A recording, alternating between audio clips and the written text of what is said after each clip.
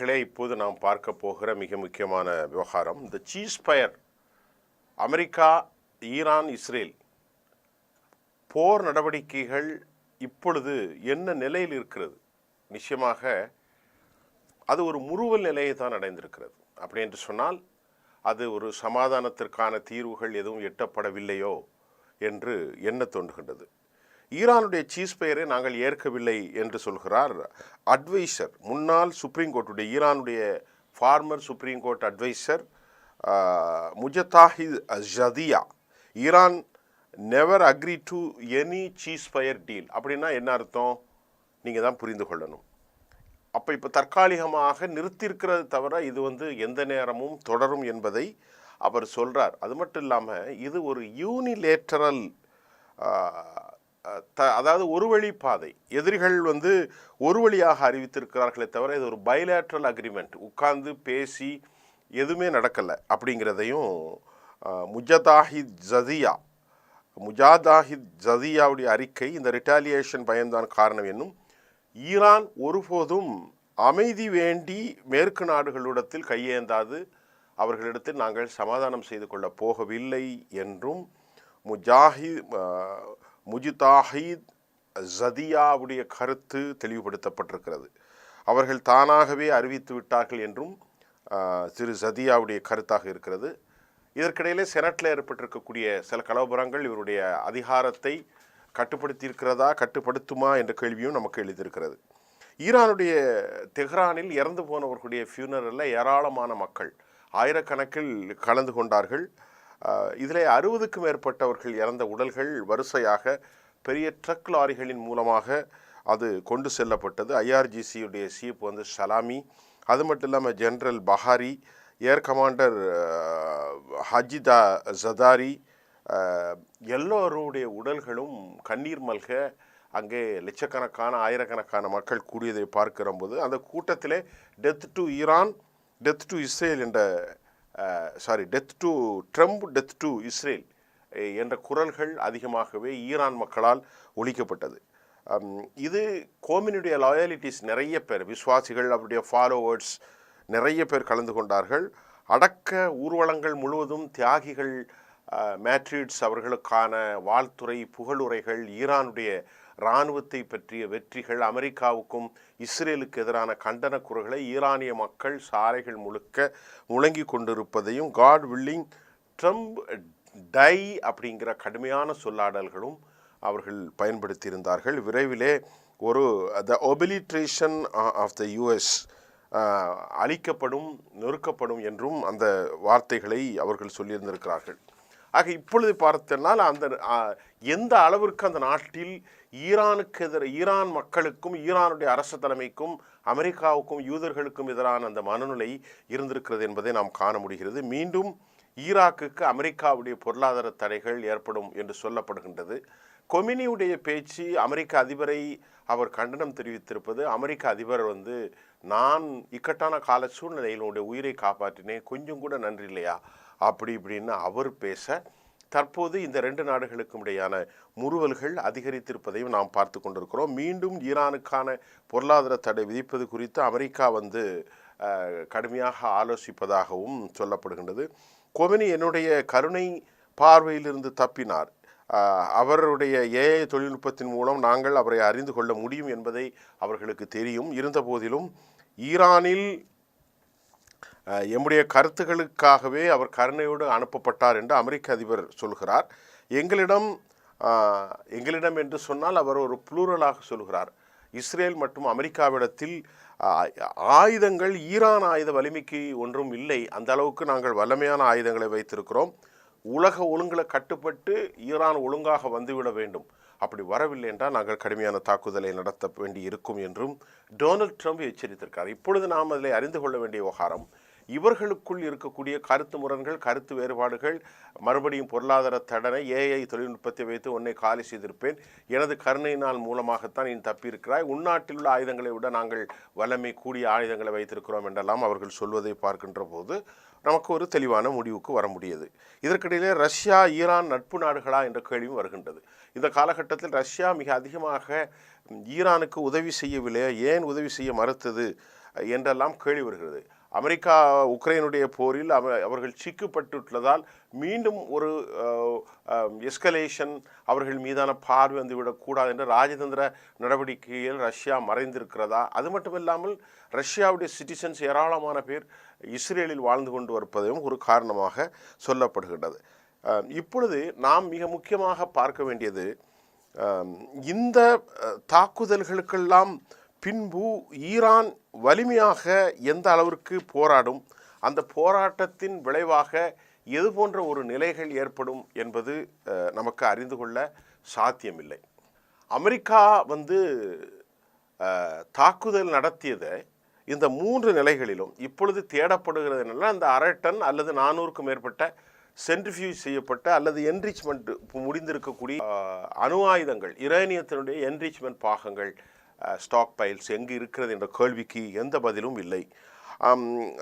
இப்பொழுது ஈரான் அமெரிக்காவிலிருந்து இந்த ஒப்பந்தத்தில் மட்டுமல்ல, யுனைடெட் அரபு எமிரேட்ஸ் போன்ற நாடுகளில் இன்றைக்கு நிலைமை மாறி இருந்தாலும் ஈரான் சர்வதேச அணு உலை ஆய்வு இன்டர்நேஷ்னல் ஆட்டோமிக் எனர்ஜி ஏஜென்சியிலிருந்து அவர்கள் விலக்கப்பட்டிருப்பதால் மீண்டும் தொடரவில்லை என்றால் எந்த மாதிரியான அழுத்தங்கள் அவருக்கு கொடுக்க முடியும்? வடகொரியாவை போன்று தனித்து நின்றால் உலகத்தினுடைய எல்லா விதமான இடசங்கங்களை அவர்கள் எப்படி ஏற்றுக்கொண்டு மீண்டும் பயணிக்கப் போகிறார்கள் என்ற கேள்வியும் நமக்கு எழுகின்றது. அது மட்டும் இல்லாமல் அமெரிக்கா வீசிய இந்த குண்டுவெடிப்பின் மூலமாக, இந்த குண்டு பம்பர் பஸ்டர்களின் மூலமாக என்ன நடந்தது என்பதையும் நாம் இப்பொழுது ஒரு செய்தியாக பார்த்திருக்கிறோம். B-2 குண்டுவீச்சு விமானங்கள் சேதப்படுத்த முடியாது என்பதை அதிகாரிகள் உணர்ந்ததையே இந்த முடிவு தற்போது எடுத்திருக்கிறதாகவும் தகவல்கள் நேற்று வெளியாகி இருக்கிறது. காரணம், B-2 பாம்பர்ஸின் மூலமாக BU-57 குண்டுகள் 60 மீட்டர் வரைக்கும் ஆழமாக ட்ரில் செய்யக்கூடியது. ஆனால் இங்கே ஜெனரல் டான் கெய்ன்ஸ் ஒரு ரகசிய செனட் மாநாட்டில் இந்த தகவலை அவர் உறுதிப்படுத்தி இருக்கிறார். ஜெனரல் டான் கெயின் இந்த தகவலை உறுதிப்படுத்தி இருக்கிறார். அவருடைய செய்தியிலே இஸ்பஹான் அணுசக்தி நிலையத்தின் ஈரானின் செறிவூட்டப்பட்ட யுரேனியத்தில் 60% சேமித்து வைத்திருப்பதாக கூறப்படுகின்றது. அப்படி என்றால் இன்னும் 40 விழுக்காடு எங்கே இருக்கிறது? அதாவது அமெரிக்காவினுடைய GBU-57 என்ற பெரிதும் கொண்டாடப்படும் வெடிகுண்டால் எட்ட முடியாத அளவுக்கா இந்த 3 நிலைகளும் ஃபர்தோஸ், இஸ்பஹான், நட்டான்ஸ் புதைக்கப்பட்டு இருப்பினும் அந்த நிலையத்தின் பூமிக்கு மேலிருக்கும் கட்டுமானங்கள் அமெரிக்காவினுடைய டாம்ஷோக் ஏவுகணைகளால் சேதப்படுத்தியதாக சொல்லப்படுகிறது. அமெரிக்காவுடைய டாம்ஷோக் ஏவுகணைகள் அணு உலைகளின் ஆழமான பகுதியைத்தான் அவர்கள் சேதப்படுத்தினார்கள். ஆனால் அடியாளத்தில் இருக்கக்கூடிய என்ரிச்மெண்ட் செய்யப்பட்ட யுரேனியத்தை அவர்கள் சேதப்படுத்தினார்களா என்பது முதல் கேள்வி. இரண்டாவது கேள்வி, இவர்கள் தாக்குதலை நடத்துவதற்கு முன்பே ட்ரக்குகளில் அவைகள் எடுத்து செல்லப்பட்டதாகவும் ஒரு செய்தி இருக்கிறது. ஆகவேதான் அமெரிக்காவில் 2 கருத்து. ஒரு கருத்து இதை சேதப்படுத்தி இருக்கிறார்கள், மற்றொரு கருத்து அங்கே இல்லை, எதுவுமே இல்லை, வெறும் கட்டடத்தை தாக்கியிருக்கிறார்கள், அவ்வளவுதான். இன்றைக்கு ஈரானுடைய பெரும்பாலான அணுசக்தி பொருட்கள் இஸ்பஹான் மற்றும் ஃபோர்டோவில் குவிந்துள்ளது CIA இயக்குனர் ஜான் ராக்லிஃப் குறிப்பிட்டிருக்கிறார். ஆனால் இவற்றை தாக்க முடியாது, அழிக்க முடியாது என்று வந்திருக்கக்கூடிய கருத்து பற்றியான எந்த தகவலும் இல்லை. ஒரு கால் ஆழமான பகுதிகளில் 800 மீட்டர் என்று சொல்லப்படுகிறது, 500 மீட்டர் என்று சொல்லப்படுகிறது. அதற்கு மேலும் அவர்கள் அங்கே புதைத்து வைத்திருப்பதாக சொல்லப்பட்டிருக்கிறது. ஆனால் எது எப்படியோ இந்த GBU-57 வகை ராட்சச குண்டுகளால் 13 டன் 600 கிலோகிராம் 13.5 to 14 கிலோ வரைக்கும் எடையுள்ள 50,000 மீட்டர் 50,000 அடி உயரத்திலிருந்து மிக வேகமாக வீசப்பட்ட இந்த பங்கர் பஸ்டுகளின் மூலமாக எதுவும் செய்ய முடியாது என்று அமெரிக்காவினுடைய ஜெனரல் தெரிவித்திருப்பது, அதை எதுவும் பண்ண முடியாது என்பது தற்போது பெரும் பெரும் சிக்கலை அமெரிக்காவுக்கு ஏற்படுத்தியிருக்கிறது. மட்டுமல்ல, செனட்டிலும் நடக்கப்பட்ட வாக்கெடுப்பில் அவருடைய அதிகாரம் மட்டுப்படுத்தப்பட்டுள்ளதையும் நாம் எதிர்கொள்ள முடிகிறது. அது மட்டும் இல்லாமல் இந்த மோதல் ஒரு 12 நாட்கள் மட்டுமே நடந்த போதிலும் இஸ்ரேல் ஈரான் 2 நாடுகளுக்குமே மிகப்பெரிய பொருளாதார இழப்புகள் ஏற்பட்டன. இந்த இழப்புகள் பல பில்லியன் அமெரிக்க டாலர்களை தாண்டி போய்விட்டது என்ற செய்தியும் இன்றைக்கு நமக்கு கிடைத்திருக்கிறது. அதாவது 2 நாடுகளும் வளர்ச்சி பாதையில் இருந்து 2 நாடுகளும் பின்னோக்கி தள்ளப்பட்டிருக்கிறன. குறிப்பாக ஈரான் போரிடுவதில் அவர்கள் ஏற்கனவே மிகுந்த பின்னடைவை தான் சந்தித்து வந்திருக்கிற போதும் மிகப்பெரிய அதிகாரமும் இராணுவ வல்லமைகளும் கொண்டதாக தன்னை கோலாற்றி கொண்டிருந்த இன்வின்சிபிள் ஃபோர்ஸ் இஸ்ரேலுக்கு இது ஒரு பெரும் பின்னடைவாக இருக்கும். அது மட்டுமல்லாமல் மேற்கத்திய நாடுகளின் பொருளாதார தடைகள் காரணமாக ஈரான் ஏற்கனவே சிக்கியிருந்த நிலையில் உள்நாட்டு உற்பத்தி ஜிடிபியின் ஒட்டுமொத்தமாக 6.9% இழந்துள்ளதாக சொல்லப்படுகிறது. அப்படி என்றால் அவர்களுடைய வளர்ச்சி 0 என்பதையும் நாம் பார்க்க முடிகிறது. ஈரானுக்கு இந்த மோதலால் நேரடியாக மற்றும் மறைமுகமாக 25 முதல் 35 பில்லியன் டாலர்கள் வரை, 30 பில்லியன் என்று சொன்னால் நீங்கள் கவனித்துக் கொள்ளுங்கள், 3 லட்சம் கோடி அளவிற்காக அவர்கள் இழக்க வேண்டி இருக்கும். மேலும் அமெரிக்க மற்றும் இஸ்ரேலிய தாக்குதலால் ஈரானுடைய அணு உலை கட்டமைப்புகள் பாதித்துள்ளது. ஈரான் தனது முழு பலத்தை மீட்டெடுப்பதற்காக சில ஆண்டுகள் வரை ஆகலாம். அது மட்டும் இல்லாமல் எரிசக்தி நிலையங்கள் மீது நடத்தப்படும் தாக்குதல்களால் ஈரானுடைய எண்ணெய் ஏற்றுமதியும் மிக அதிகமான அளவிலே பாதிக்கப்பட்டிருக்கும். உள்நாட்டு கட்டமைப்புகள், அணுசக்தியினுடைய நிலைப்பாடுகள் எல்லாவற்றையுமே பாதிக்கப்பட்டிருக்கிறது. ஈரானுடைய ஏவுகணைகளால் இஸ்ரேலுக்கு 3 பில்லியன் டாலருக்கு அதிகமாக பெரும் சேதாரம் ஏற்பட்டதாக ஏற்கனவே ப்ளூம்பெர்க் சொன்னது. அது 3 பில்லியன் டாலர் என்று சொன்னால் அது மிக குறைந்த அளவுதான். இது 35 பில்லியன் டாலர் ஈரானுக்கான சேதம் என்றால் அது மிக அதிகமாகத்தான் இருக்கிறது என்று சொல்லப்படுகிறது. அதே சமயம் இஸ்ரேல் வரலாற்றில் இதற்கு முன்பு இவ்வளவு பெரும் சேதத்தை அவர்கள் சந்திக்கவில்லை என்றும் நாம் சொல்ல முடிகிறது. அஹரோனாவில் இன்னும் சில மதிப்பீடுகள் பேரால் இஸ்ரேலுக்கு 6 பில்லியன் டாலர் வரை இழப்பீடு இருக்கும் என்றும் சொல்லப்படுது. 6 பில்லியன் டாலர் என்றால் ஒரு 50,000 கோடி என்று சொல்லப்படும். அதிகரித்து வரும் பட்ஜெட் பற்றாக்குறையை எதிர்கொள்ளக்கூடிய இஸ்ரேல் அரசு செலவுகளை குறைப்பது மட்டுமன்றி வரிகளை உயர்த்த திட்டமிட்டுள்ளது. ஏற்கனவே பெஞ்சமின் நெத்தன்யாஹுவுக்கு எதிராக மக்கள் படுகின்ற துயரங்கள், போர் இழப்புகள், இதையும் தாண்டி பொதுக்கடன்கள் அதிகரித்திருப்பது, உள்நாட்டு உற்பத்தியில் 75% மேல் இழக்கக்கூடும். இதன் மூலம் நாட்டின் பொதுக்கடன் 75% மேல் அதிகரிக்கக்கூடும்.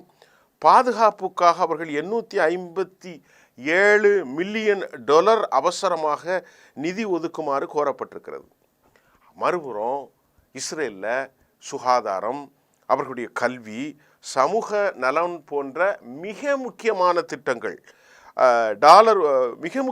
திட்டங்களுக்கு 200 மில்லியன் டாலர்களை அவர்கள் ஒதுக்க வேண்டியிருக்கிறது. ஆக இந்த நிலையில் இஸ்ரேலில் அரசு யூத குடிமக்கள் வெளிநாடு செல்வதற்கு தடை ஏற்படுத்தியிருக்கிறார்கள். ரொம்பவே பெரிய அழுத்தம், உள்ளே நாட்டில் பெரும் சமூக குழப்பங்கள், இது அதிகரித்து வரும் மக்கள் மற்றும் மூலதன வெளியேற்றத்தை கட்டுப்படுத்தும் முயற்சியாக பரவலாக பார்க்கப்படுகிறது. என்றால் மக்கள் ஒரு குறிப்பிட்ட செக்டார், எலைட் சொசைட்டி, அந்த நாட்டில் இனி பாதுகாப்பு இல்லை என்பதை உணர்ந்ததால் அவர்கள் எல்லோருக்குமே டுவெல் சிட்டிசன்ஷிப் உண்டு.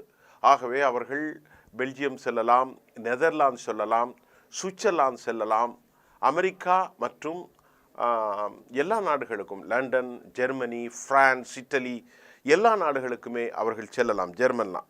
ஆக இப்படிப்பட்ட சூழ்நிலையில் இன்றைக்கு இவ்வளவு பெரும் நஷ்டத்தை சந்தித்திருக்கிறதால் இஸ்ரேல் நாடு ஒரு பெரிய பின்னடைவை தான் சந்தித்திருக்கிறது. குறிப்பாக இந்த ஆப்ரேஷன் மிட்நைட் ஹேமர் என்ற பெயரில் இஸ்ரேல் நாட்டில் உள்ள அணு ஆயுத தளங்கள் மீது ஈரான் நாட்டின் மீது அமெரிக்கா ஒரு பெரிய தாக்குதல்களை நடத்தியது. இது அமெரிக்காவிற்கு கூட ஒரு 15,000 - 20,000 கோடிகள் வரை அமெரிக்காவும் தங்கள் பணத்தை இழந்திருப்பதாகவும் நாம் அறிந்து கொள்ள முடிகிறது. பங்கர் பஸ்டுகள், வெடிகுண்டுகள் மூலம்தான் இந்த தாக்குதலை நடத்தியிருந்தார்கள். ஒட்டுமொத்தமாக 3 நாடுகளுக்கும் சேர்த்து நாம் ஏற்கனவே ஒரு நாடுகள் என்று சொன்ன அந்த கருத்தையும் தாண்டி 3 நாடுகளுக்குமாக சேர்ந்து 36.41 பில்லியன், கிட்டத்தட்ட ஒரு 36 பில்லியன் லட்சம் கோடி வரை, 3 லட்சம் கோடி என்கிற அளவிற்கு 3.5 லட்சம் கோடி வரை தற்போது இந்த சேதார மதிப்பீடுகள் செலவாகியிருக்கலாம் என்று சொல்லப்படுகிறது. இது ஆரம்ப கட்ட மதிப்பீடு தான். இந்த 3.5 லட்சம் கோடி என்பது ஆரம்ப கட்ட மதிப்பீடு தான். 12 நாள் மோதலில் உண்மையான செலவுகள் குறித்து அதிகாரப்பூர்வ தகவல்கள் இன்னும் முழுமையாக நமக்கு வெளியாகவில்லை. இருந்த போதிலும் இந்த மோதலால் ஈரான் மட்டுமின்றி இஸ்ரேல் மிகப்பெரிய பொருளாதார இழப்புகளை சந்தித்திருக்கிறது.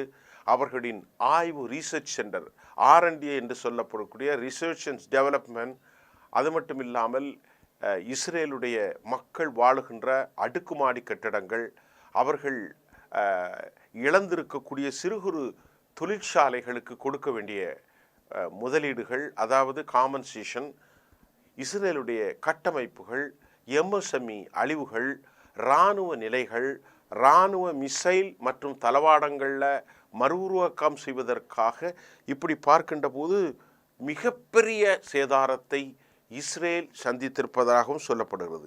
மற்றொரு பக்கம் ஏற்கனவே பொருளாதார தடைகளால் சிக்குண்டிருக்கக்கூடிய ஈரான், மறுபுறம் இஸ்ரேல் வரலாற்றில் இல்லாத அளவிற்கு மோசமான நஷ்டத்தை எதிர்கொண்டுள்ளது. இதனால் அவர்கள் முக்கியமான துறைகளில் செலவுகளை குறைக்கின்ற போது பெரிய டிசென்ட் கருத்து மாற்றம் மக்களுக்கிடையே ஏற்படும்.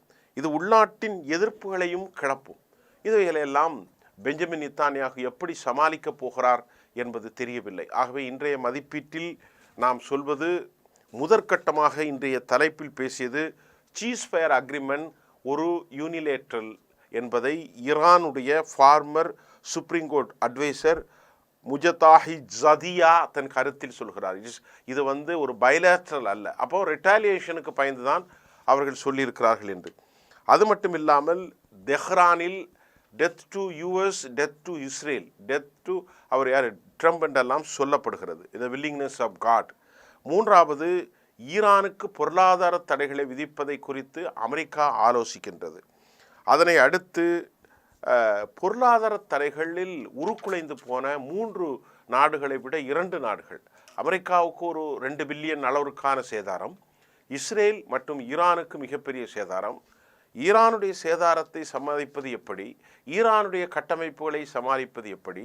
இப்பொழுது சீனா ஈரானுக்கு அதிகமாக வர்த்தகத்தை மேம்படுத்துவதற்கான அனைத்து உதவிகளும் செய்திருப்பதாகவும் செய்தியில் வருகிறது. அதிக ஆயிலை ஈரானிடத்திலிருந்து அவங்க பர்ச்சேஸ் செய்கிறாங்க. இன்னும் நீண்டகால கடன்களில் பல உதவிகளை செய்து வருவதாகவும் நமக்கு செய்திகள் வந்திருக்கிறது.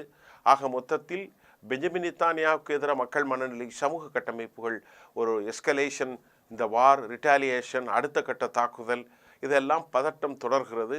சீஸ்ஃபயர் என்பது வாய் வார்த்தைகள் மட்டும்தான். இன்னும் பல செய்திகளை அடுத்து நாங்கள் உங்களுக்கு தர காத்திருக்கிறோம். நன்றி.